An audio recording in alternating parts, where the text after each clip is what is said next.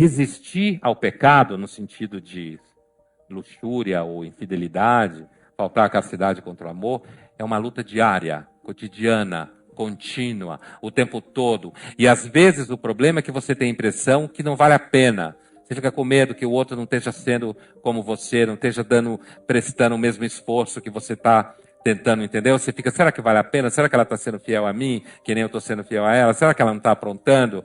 Então, esse tipo de paranoia... Olha, depois do Freud, a gente sabe que o conhecimento é primo da paranoia. A diferença do paranoico e a pessoa que gosta de pensar e o conhecimento é que o conhecimento tem limite, a paranoia não tem. Essa é a diferença. Você começa a estabelecer relações. Eu não acho que todo mundo vive paixões na vida romântica. Não acredito nisso. Acho que algumas pessoas vivem, elas têm determinadas situações. Eu acho que em determinadas situações é uma tragédia. É isso que os medievais falavam que era amor. Tragédia. Você se apaixona por alguém e destrói a sua vida. Então, assim, a gente tem uma percepção de paixão hoje, que é uma percepção assim como a gente vai se amar e vai casar. Passa que nem uma gripe. Passa. O que vem depois é aí, assim, você se dá bem sexualmente, você tem interesses, eu acho que vínculo é dessa ordem, entendeu? É difícil, antes de tudo, porque eu acho que hoje em dia a gente quer muita garantia. Quando você investe afetivamente numa pessoa, você não tem garantia. Isso é um inferno. Eu não estou falando querendo dizer que é fácil, não. É um inferno.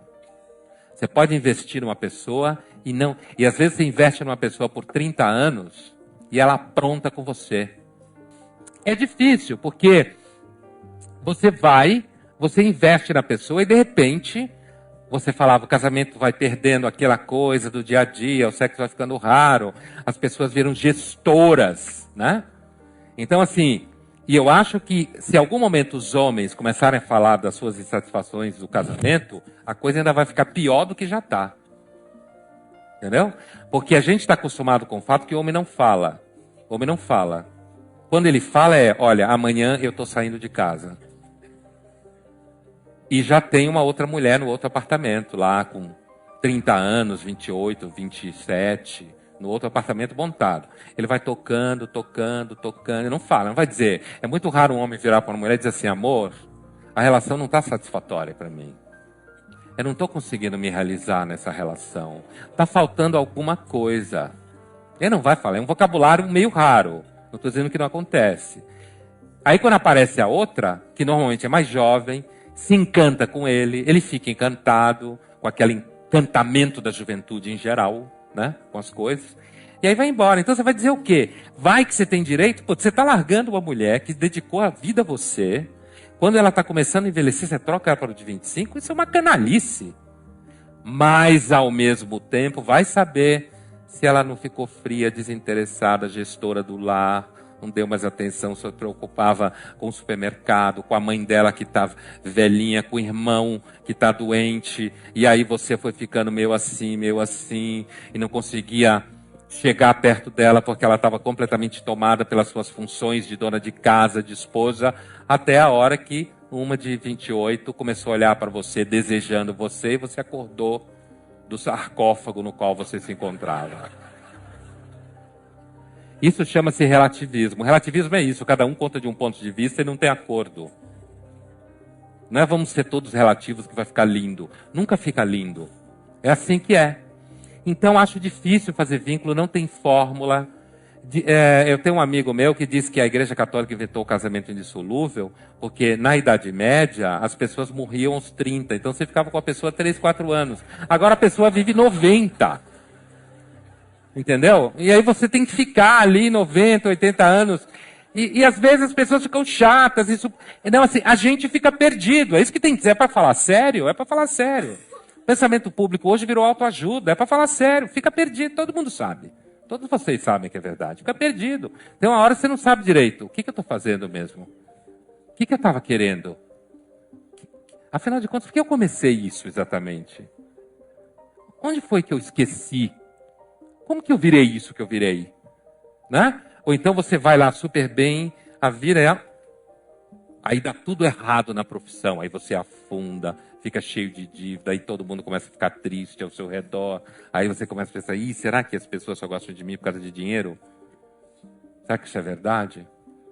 E a mulher não, porque está envelhecendo, não é mais tão bonita, não é mais tão atraente. Ou então ela pega um cara que depende da mulher, e sabe, aquele cara que aborda a mulher pelos 40 anos, emancipada, com grana só.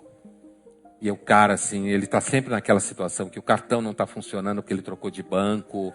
O carro dele, ele comprou uma BMW super nova que não chegou ainda no Brasil porque está presa no Porto de Santos. E ele está esperando, ele está trabalhando com uma empresa da China que vai fazer... Você nunca consegue entender direito o que ele está fazendo. Mas é um cara super descolado, lê Sartre, Dostoiévski, leva você em vernissage. Você conheceu ele numa vernissage, provavelmente, ou no lançamento de livro. É um cara com sabe cozinhar, essencialmente tem que saber cozinhar. Não tem nenhuma chance se não souber fazer o prato étnico. Étnico melhor. Feijão com arroz, não. Étnico. Alguma coisa peruana, vietnamita, sabe? Uma coisa assim. E aí, de repente, o cara está morando na sua casa, está pagando as contas dele, ele usa seu carro, usa seu cartão. O sexo é bom. Se não for bom de cama, não pega. Não funciona. Não funciona. Para a profissão tem que ser bom de cama. Então, assim, aí chega uma hora, quando ela olha, e aí? Está sustentando o cara, e aí ela começa, não, mas por quê? Estou sendo explorada, não estou sendo explorada, não valho nada, tenho que pagar pelo meu homem, que negócio é esse? E aí, normalmente, a mulher não é tanto o cara que se ela ganha mais do que ele. Ele não se mexe, pô, ele não tem atitude. Como assim? Ele não procura... Isso brocha mais a mulher do que, na realidade, se ele ganhar menos, né? Se ele ganhar menos, ela até consegue lidar com isso um tempo. Mas é que normalmente ganhar menos, normalmente indica que o cara não se mexeu. E aí ele vai se acomodando, afinal de contas ela ganha muito bem, e ele é super cabeça aberta, que é isso. Nem um pouco machista, ele é super a favor da mulher ter vida profissional. Isso tudo é uma piada. Quer dizer, então fica essas mulheres emancipadas todas sustentando o cara que não faz nada, morrendo de sofrimento por dentro, agoniada, desesperada, mas... mantendo a pose.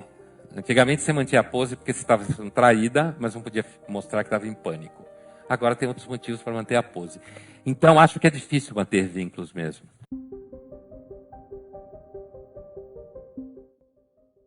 E a pergunta, por que afinal de contas a beleza de uma novinha ou de uma mulher mais jovem atrai tantos homens, acho que esse tema ele é vasto, né?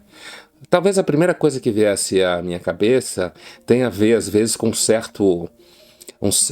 certo desencontro, muitas vezes, entre homens e mulheres que já têm mais idade, né?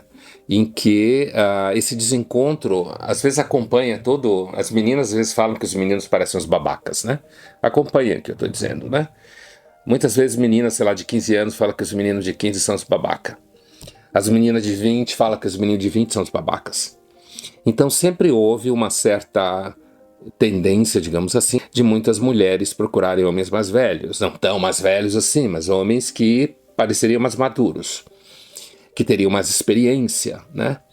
E nesse sentido, o desencontro que eu falo é porque muitas vezes homens e mulheres da mesma idade parecem às vezes habitar em alguns instantes planetas diferentes, se não encontrarem, claro, uma série de fatores que os aproximam, que é possível encontrar. Mas um dos desencontros é que quando você está lá, vou falar um número redondo, lá pelos 50 anos, tanto o homem quanto a mulher entrou já na menopausa e nesse momento a libido fica menos ativa. É claro que muitas vão usar hormônios, mas as que têm risco de câncer não pode usar, ou na família, irmãs ou primas, irmãs que teve câncer ginecológico com menos de 40, 50 anos. Então tem um problema aí com relação às reposições hormonais. E o que acontece é que a maior parte dos homens não passa por isso, né? Ou passa por isso mais tarde, não é exatamente assim. Então muitos homens continuam com a libido muito ativa.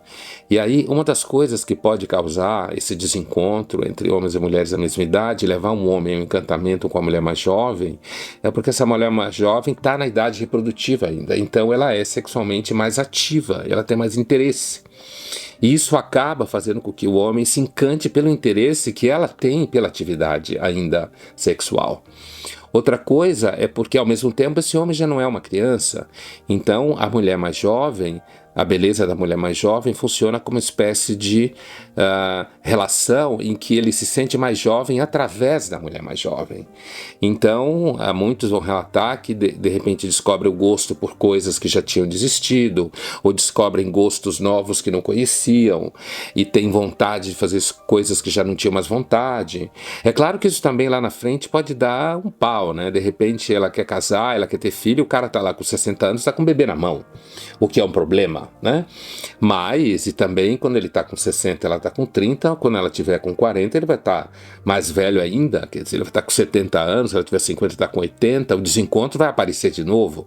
Mas eu acho que há aí uma questão, sim, do encantamento que passa justamente pelo fato de o homem ainda numa certa idade está bastante sexualmente ativo e muitas mulheres não estão. Estão com a cabeça em outra coisa, estão com outro interesse, né?